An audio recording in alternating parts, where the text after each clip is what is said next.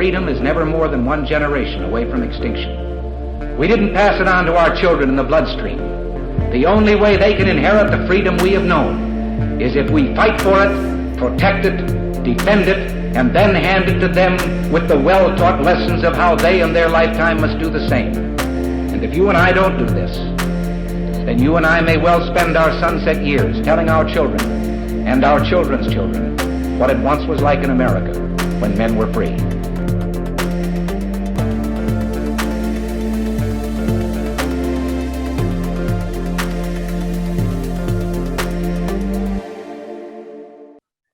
Hey everybody, welcome to episode number 356 of Gun Freedom Radio, where we engage, we educate, and we inform. We are brought to you by AZ Firearms Auctions.com, where you set the price on guns, ammo, and accessories. I am one of your hosts, Cheryl Todd. And I'm the other guy, Dan Todd. Our theme today is the Arizona governor's race, and our guest is Kimberly Yee. Born and raised in Arizona, Treasurer Kimberly Yee is the first Chinese-American Republican woman to win a major statewide office in the history of the United States. That's awesome. Yes, and as Treasury, Kimberly Yee is currently the highest-ranking statewide elected Republican woman in Arizona. We got a lucky state. You know that? Absolutely. In the Arizona Legislature, Kimberly served as Senate Republicans Majority Leader and became the second woman elected to this position in Arizona history, second only to U.S. Justice Sandra Day O'Connor, who served the position in 1973. Kimberly has received an A rating from the NRA for her protection of the Second Amendment and has also gained endorsements from members of the Arizona CDL and the Arizona Firearms Trade Association. Welcome to the show, Miss Kimberly. Oh, thank you so much. Good morning, Cheryl and Dan. Thanks for having me on. Absolutely. She's done a few things. She's done a few things. We could have spent the whole hour reading your resume. I mean, you are quite accomplished. No, thank you. Well, it's been such an honor to serve the state in which I was born and raised over the years. And, you know, the time that I served in the state legislature was really when I was able to work on those very important issues of keeping our right to bear arms. And that's where you see the NRA rating, as well as our Arizona Citizens Defense League. I mean, those are longtime partnerships that I've had over the years. So what a privilege it is to be on your show today. Absolutely. And our honor to have you.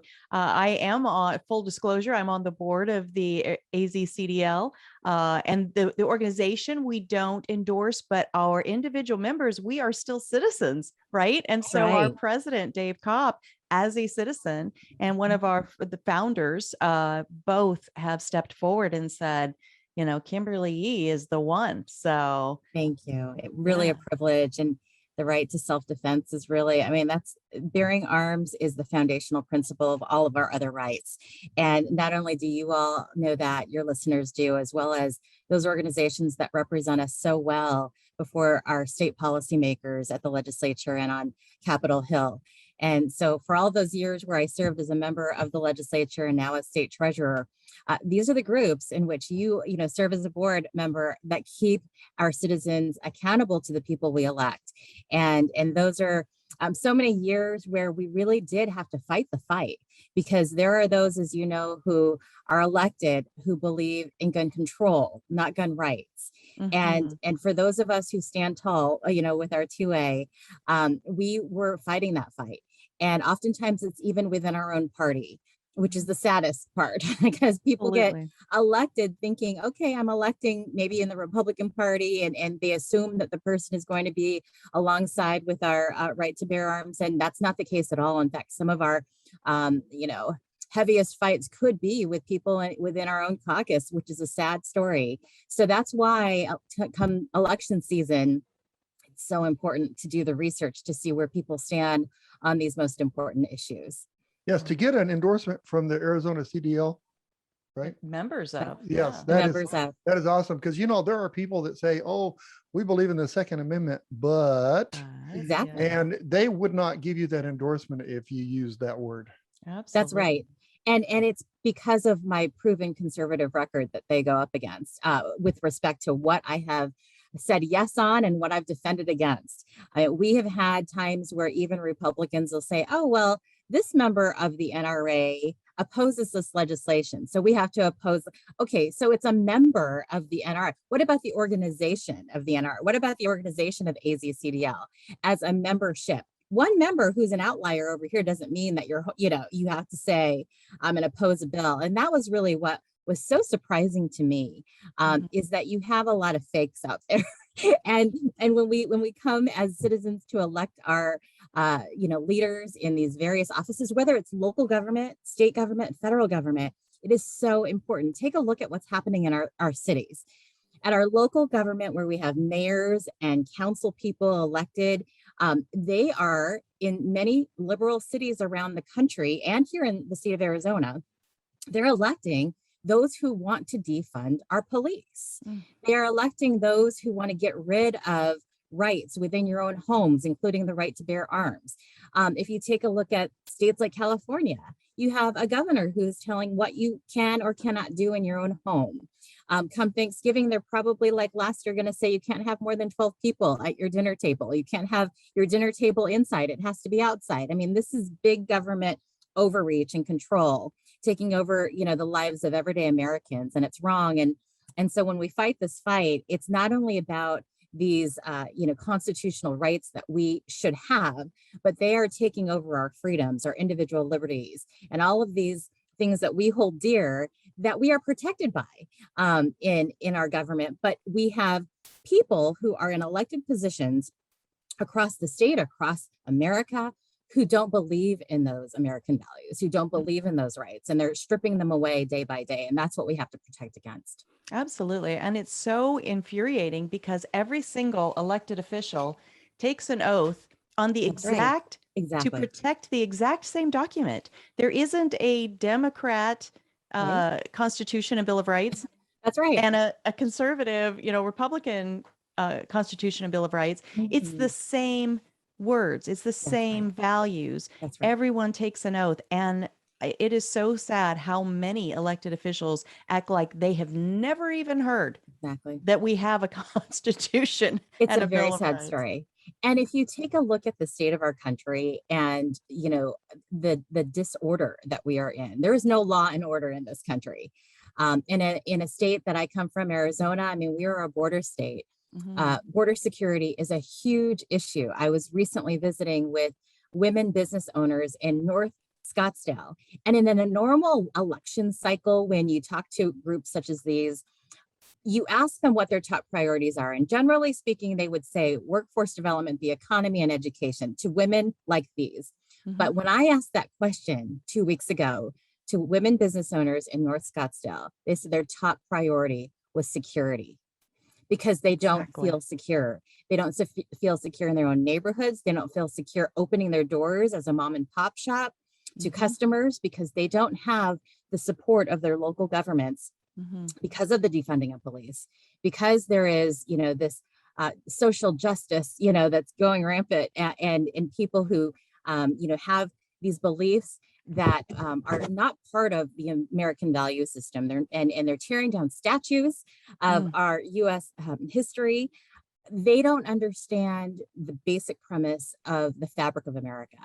And that really is being stripped away, torn away, fabric by fabric across every state in this country. And what's interesting is that if you take a look at the data of gun ownership in the last year and going on 2 years, gun ownership is increasing day by day because people do not feel safe. And these are first-time gun owners that are purchasing. And this increase shows that it's not just your traditional white male who is purchasing guns. These are minorities. These are women. These are people in many demographics, young, old. And it's because people in America do not feel safe in their very own neighborhoods. Absolutely. Well, Kimberly, the people that you were talking to, the business women in Scottsdale, yes, they're smart people and they see what's happening. That, like in California, they won't even arrest somebody that does $900 or less in theft. I know it.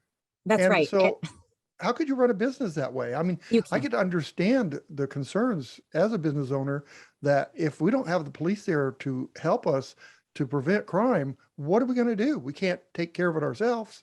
That's right. Absolutely. It's complete disorder. And again, there's no law and order in any of that. They're taking away any prosecution in California, again, of stealing $900 to goods in a store. I mean, they're taking a calculator and they're going in there and they're putting stuff in bags, knowing it's up to $900 and then walking out. And the store owner can't do a single thing because the people of California passed this initiative. It's a very sad state. And it is also one in which we really have to keep an eye on, because if California goes in this direction, other states will follow. Exactly. And when you take a look at who you're electing as your attorney general and your law enforcement and those in all of these elected positions, they allowed it to happen. Who spoke up against it? And again, these are important issues that we have to watch very carefully, because it will close down our small mom and pops. I come from a family of small business owners. My grandfather opened his first grocery store in the 1930s in South Phoenix. And it was so long ago, you know, Arizona became a state in 1912. So he named his grocery store New State Market because it was still a new state. But can you imagine, awesome. I mean, a mom and pop shop just working so hard to keep their doors open, even post pandemic. This is going to be a critical issue for us to keep apprised of, so that we can make sure we have individuals in our elective offices to ensure that we have people who believe in our constitutional rights and our individual liberties and our ability to run our businesses without regulation and without higher taxes. Absolutely. And Danny shared a quick glance with me on that South Phoenix, because he was raised in South Phoenix. Was that on Dobbins Road? It was on 7th Avenue and Buckeye Road. 7th Avenue. So it was a little farther down. And but- it was there for 63 years Oh, on that same corner. I'm sure and that so I've been there. I bet. Oh, how wonderful. And I've heard those stories over the years. Did a commencement speech at one of our universities, and shared the story about running this mom and pop shop for over 60 years. And at the end of the commencement speech, a woman who was the great grandmother of one of the students graduating that night said, "I used to shop in your grandpa's store." And there were times where individuals who didn't have the means to pay for their groceries that week, they just didn't have the work. Again, this is South Phoenix, and many people were struggling to find their jobs. And so grandpa would be able to loan them the groceries for that week, write their name down on a little booklet. And when they came back after they got work and after they had the money to pay back for their groceries, he checked it off. He says, "You're good to go." And that was the way, mom and pops ran back then. And that's how they run today, because it's really a family business. It's one in which your customers are your family. Yeah. Absolutely. So awesome. So you have been in the public, the elected official role for many, many years. You've worn several hats in those roles. And now here we are in a governor's race. Yes. In 2022, we are going to have a new governor. And I just, I see so many accomplishments that you've had, but I'm thinking this arena, this elected official arena, this arena of politics, it is an ever worsening viper den, it seems like. And yet you are saying, I'm in it. I'm committed to this race. And I just wonder, what is it? Why do you feel called to run for governor? What is it that's causing you to run? And what is it that makes you uniquely qualified to be one of the 50 people who are governors across this nation? Well, I love America and I love my great state of Arizona. I was born and raised here, and we are losing it every day, from the White House policies to those who, we elect and they're doing these crazy un-American things. It really is becoming a socialist country. And we see that by the government checks that are coming in the mail, and people don't want to get off their couches to go to work every day. This is not my America. And I have young children, and I want them to live in the America that I had the privilege of living, in this American dream that, my grandparents began so long ago in the 1930s on that corner on 7th Avenue and Buckeye Road. And that's why I'm doing it. It's really just to preserve the freedoms and individual rights we have in this country and in this state. And I come qualified. I'm a proven conservative with a record to show for it. And for all of these years, it really has been about protecting the taxpayers, protecting our mom and pop shops. It's protecting our families and our values and how we grew up so that we can preserve these values. And as state treasurer, I've been fighting that fight. I've been fighting the Biden administration. They are trying to spy on our financial records of $600 or more and telling the IRS to start taking our business and personal banking account records to give to the IRS. It's government surveillance. It's the largest data mining history in the United States, government. It's really beyond reason. And beyond that, I started fighting against, woke corporations, those corporations that are standing against American values and what we believe, like Ben and Jerry's. And just recently, I divested $143 million of Arizona funds from Unilever, which is the parent company of Ben and Jerry's, because Ben and Jerry's said they would boycott our ally and friend Israel and never do business with that manufacturer partner from 30 years that they've been making ice cream there. And that's because they don't believe in freedom. And this was a stance that I did on September 7th. And 4 other states have followed along. New Jersey, Texas, Florida, and soon North Carolina have all divested hundreds of millions of dollars from Ben and Jerry's and these woke corporations so that we stand together to say no more. We can do this too. And this also has been a fight in the legislature against teacher unions, against labor unions, against those who are, liberal activists who are trying to take away just our basic freedoms and ensuring that we keep for our children what we know and love in this country, which is freedom and opportunity. And so that's I'm standing up for these values. I'm a pro-life Republican. I am a Second Amendment Republican. I want to have border security, election integrity. And really, we have to get back to the freedoms of our children. They shouldn't, have to be in a classroom that teaches values that are against what we believe. They're tearing pages apart from the US history books. They're teaching critical race theory. All of these are horrible ways to infiltrate ideas into the minds of our children. And so that's why you see long lines going into the homeschool system, going into the private school system, because people don't want that for their children. And just, as mom and pops out there who are opening their businesses every day, they fear there's doors being open because they don't feel safe. And they don't feel that their local governments are protecting them with law enforcement anymore. Yeah, and there's some states I hear, I think it was New Jersey, that says that they don't want homeschooling. And the reason they don't, because they can't control it. That's right. It is outside of their government control. And that is something I wouldn't be surprised if New Jersey would just plain prohibit it, which again, takes away those parental rights to educate their children in the best way they see fit. And again, school choice is about a competitive marketplace in our education system, just like we have a competitive marketplace in our economy. When you go to the marketplace, you get to choose what restaurant will serve you best. And you walk with your feet, you vote with your feet. That's the same way it should be in our education system. So a parent should have the right to choose all of the options. It doesn't mean the options shouldn't all be there. They should all stay in place, but parents should decide which option is best for their child. And so as, people are moving from, public school to private or to homeschooling, do their dollars get to stay with them? How does that piece of it work? Unfortunately, no. And that's why you see parents who are homeschool parents paying not only their property taxes for their local school district that they reside in, paying for seats that their kids are not sitting in. Right. They're paying additionally for their homeschool education. In the same way, you see in the private school system, if you want to go to a parochial school, your child has to pay for those dollars in that private school system. Yet at the same time, you're paying your property taxes and any overrides and all of those things that are happening in your residential area where you have your school district. And in some districts across Arizona, this is something that many of your listeners may not know, but back in the 60s, they had something called desegregation. So there are deseg districts across Arizona where the property tax is even higher than the average one, because they're still under this deseg system.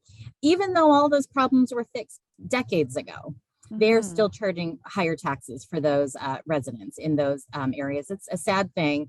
We should be doing something differently in terms of funding our child. It should be money on the backs of each child, no matter what system they choose to go. The same amount, and you don't have to pay more or less. In any system, it will all be equal, and it allows for the parent to choose, again, the best educational option for their child.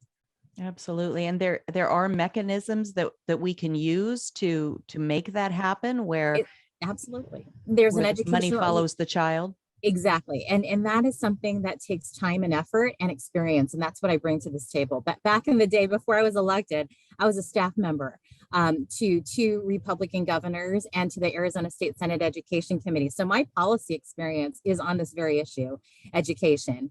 And I helped write some of the charter school laws back in the 90s. So if you have someone who comes onto the job as governor who has zero experience, they will not understand how you make these significant reforms, because they're really in the weeds, and they take experience and time and effort and those who they know, across the table to ensure that those laws are changed. But look at how many years we've had this on the books, and we just haven't had the political courage of individuals leading that effort.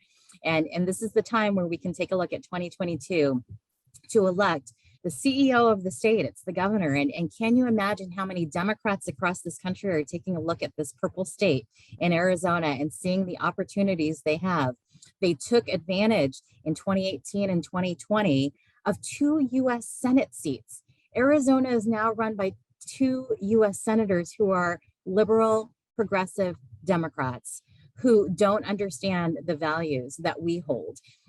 We are in a time and place where the Democrats will spend heavily in Arizona. So that's why we have to get our effort out to ensure that we keep these seats with people who, again, believe in our constitutional rights, who have the proven record to do the job.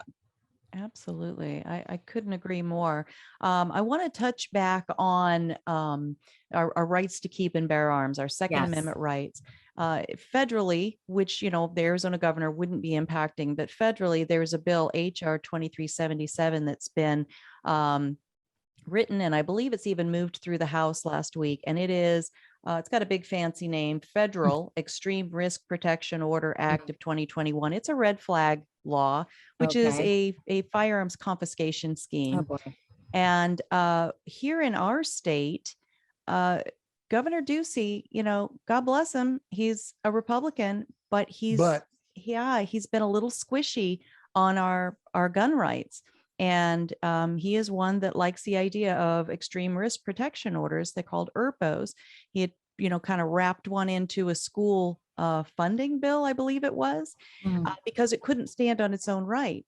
So, moving forward, looking at our next governor, these kinds of things are going to be very important, and they are definitely going to be part of the conversation. Absolutely. Where do you stand on that particular issue with red flag laws?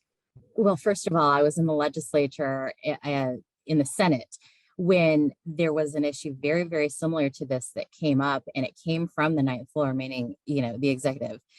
And the governor was choosing to move this forward. I believe it was after a school shooting that had occurred, and it was the national news. And so there was this push to put forward these types of policy approaches. But in the Senate, we said, well, first of all, they wanted to start it in the Senate, then move it over to the House. And in our Republican caucus, we met and we said, sorry, this is not going to be a go. We will not have the votes. We had a privilege of having great two-way supporters in our Republican caucus when I served in the Senate. And when we said, well, we would like a letter then from our local Arizona Citizens Defense League to show that we are good to go on these policies. But guess what? They couldn't get that letter because they were not good to go from their membership. We also asked for a letter from the national, NRA. And they said, well, it was kind of a similar story. We have a member of our executive team who is an NRA member who approves of the policy. I said, that's not going to cut it. Give us letterhead from the organization that says we agree that these policies should move forward in the state Senate of Arizona.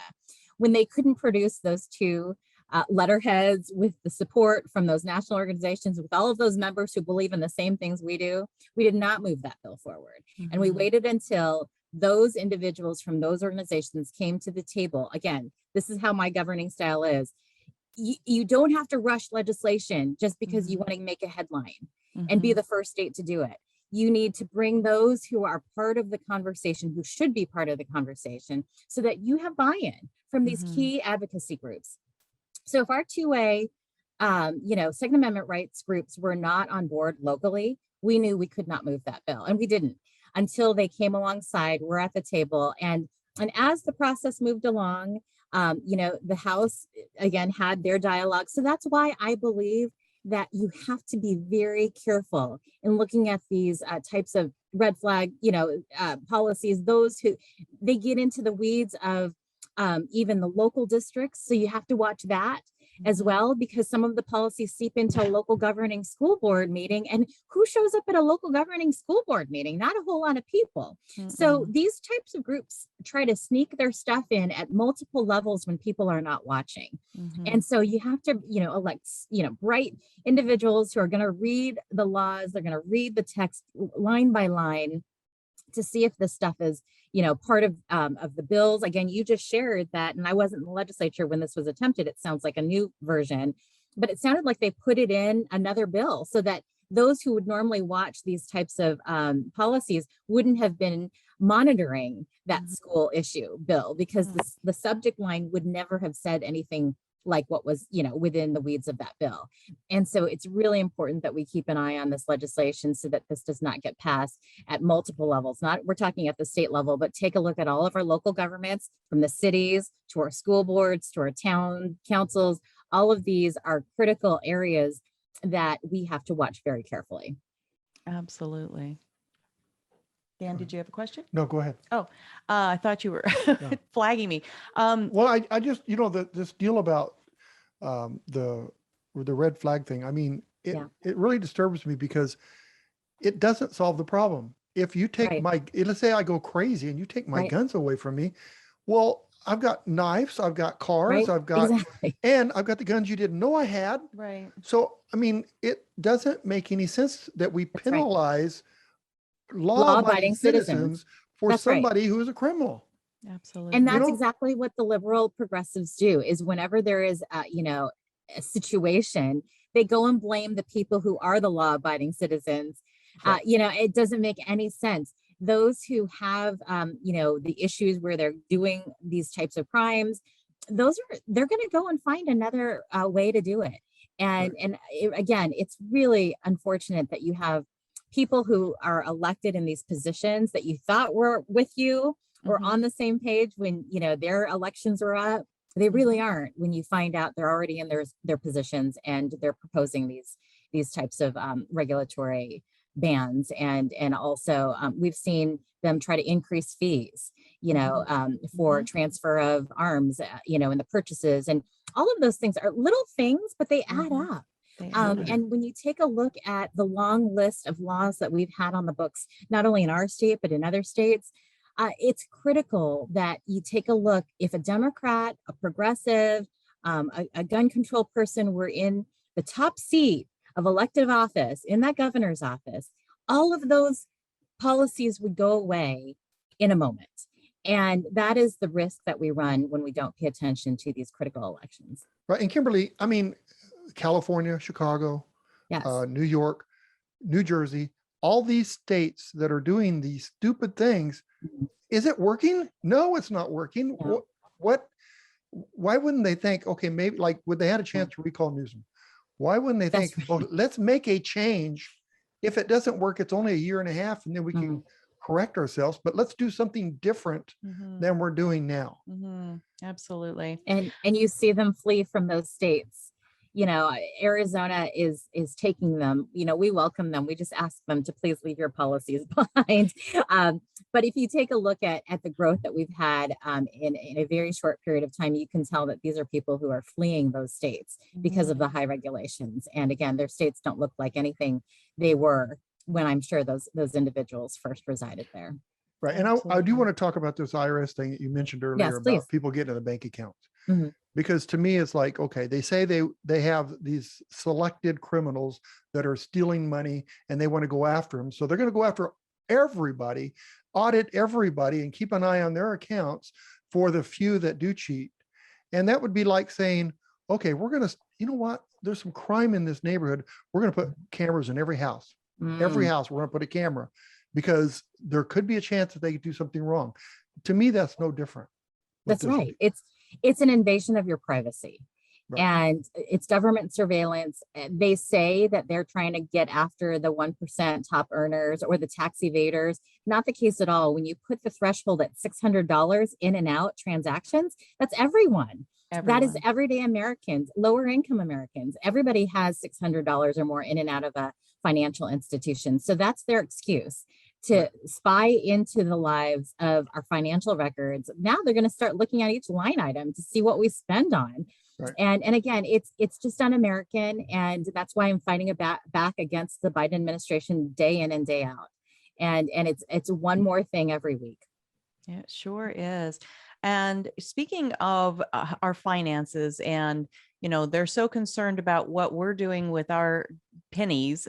And then they do crazy things with our dollars that the only money the government has is money they've taken from taxpayers. That's right. And there's this border issue that's come up where the Biden administration, and I'm not even clear, are they saying they might pay $450,000 to each person who crossed over illegally and their family was separated? Are they proposing it? Or are they actually doing it? And what on earth can we do about that? That is, I know what we can do. Go across the border and come back across. There you go. Well, it's a $450,000 proposal for each person who it comes over illegally to try to, bring them back to their next, the other person. So that's really $900,000 if you take a look at the couple. And nearly $1 million for illegal immigrants to have these services for reunification when veterans who are Americans who fought for the security of our country are not getting one single penny and living homeless on the streets of our cities and towns across America. It is so upside down. What do you do about it? How can you do something about it? You elect people who believe in what you believe in. And this is not what we believe in America. So at a minimum, this is going to show, I believe, beyond Republicans and independents, even Democrats feel this is wrong.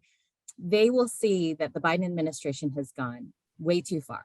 And I hope that comes along with a pendulum swing in 2022 to elect conservatives and those who believe in our constitutional rights, those who are Americans, this is an America that we should be protecting.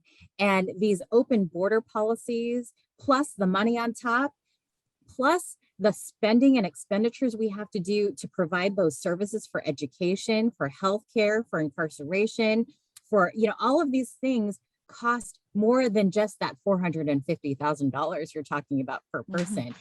That's just their invitation amount to come into the door. That's the appetizer. It is really a sad story when you take a look at the expenditures we are seeing out of this administration. It's it is not a revenue problem, it's a spending problem. And we really have to keep these individuals accountable at every level. And it's something that we can do as voters. You take a look at where people stand, and it's pretty simple. When you take a look at where they are and where we are, there's a huge divide. Absolutely. We're hearing a lot. I'm sorry, but like in NBC or NSB or whatever the news station, I don't watch it. So MSNBC. Yeah, they are saying that they're not giving really positive reports about Biden right now, which is that's telling. Yeah, so it is. Well, and we're sitting in the studio on Monday, November 1st. And so in real time tomorrow, there's a huge election in the state of Virginia. By the time this episode airs, we'll know the results of it. But that could be a tremendous marker, a tremendous bellwether event because they are voting on their governor, their lieutenant governor, their attorney general, and all 100 seats in their House. And so I am hoping that by the time this episode where we're talking airs, we will see a sea change in how people are understanding their government. And if 2020 and the first part of 2021 hasn't taught us that even the dog catcher, even city council, even school boards, like every place that an elected official sits, it needs our attention, and we need to pay attention and vote our values, as you said. What do you feel about that? Well, when I was, and I still am, a grassroots activist back 15, 20 years ago, and I was literally spending my Saturday mornings knocking on doors and registering people to vote and be Republicans and come to our meetings, I saw how important it was to build this out from the very beginning. And it's so important for us to keep even those you mentioned at our every level, whether it's school board. Ask the school board member who's running for office how they feel about your Second Amendment rights. And then if you get a response from them that says, but we're not the legislature, I'm not running for the legislature, those people do the policies, you still get an answer from them, because they're going to be in that office and they're going to want to run for the legislature one day. And we didn't stop them when they ran for their first elective office. Bingo. And so I will always ask my key questions to anybody running for any elective office, and quite frankly, even in an appointed office. And all of these are key leadership questions that we, the people, need to ask, because that individual can advance from this position to that position and even higher. And if we didn't stop them here, it might be too late when they get up here. And so again, this is very important. This is the time to do it. We're approaching 2022. These are key elections in many great states that really need our help. So I just so appreciate your time and your effort in making sure we inform and advance these key initiatives across the country. Absolutely. And as we're wrapping up, and I do want you to tell folks how they can either support your campaign, because campaigns take people power and money power, right? Yes.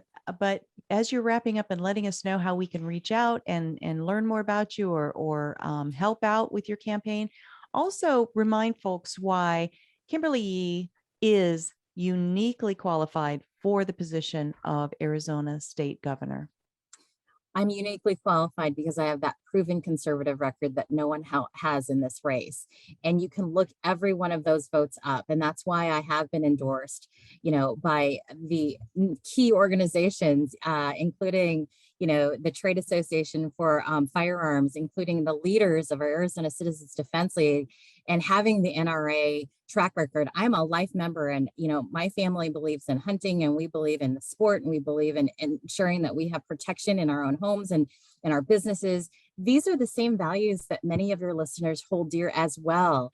And so when this opportunity comes up to every 4 years to elect the governor of a state, this is probably the most critical position to lead beyond the 4 years. It becomes 8 years. It becomes a decade of policies that will come into place. But if we don't pay attention, the wrong person gets elected into that office. And all of the issues that we have put on the books to protect our rights will go away in a moment's time. That's the message. I am at KimberlyYee.com. And on that website, you will see a little bit about my story, my history, my experience, as well as a little donate button that says donate here. And there's different sections. If you want to donate a small amount to even a larger amount, every amount will help the campaign send our conservative message across the state of Arizona to voters, to let them know who I am, what I represent. And those values are so important that we keep and protect our Second Amendment rights, that we keep and protect our border security, especially as a key border state. I have had the former ICE director of President Trump's administration endorse my campaign and be an advisor. He didn't even know who I mean, we've never met before, but he cold called me because he did his research. And he said, you're the one who has to be elected so that we can keep Arizona in safe hands, especially as a key border state like ours. So I invite your listeners to, again, visit my website at KimberlyYee.com. I'm also at Kimberly AZ on Twitter and Facebook. And I, again, appreciate this time spending with you to talk about these important issues. Absolutely. We appreciate you. Thank you so much. And we will be checking back in as the election draws closer. Thank you, Cheryl and Dan. Have a great day. Bye-bye, Kimberly. Thank you. Bye-bye. Thank you. All right. My goodness. I mean, she is quite accomplished. She definitely has her mind around the key issues. She has experience in the key issues. This will be an exciting race to watch how things play out. I cannot imagine that we're going to elect one of the Democrats running. So I do feel that it is going to be kind of stacked up against the GOP candidates. I mean, anything could happen, as we have seen.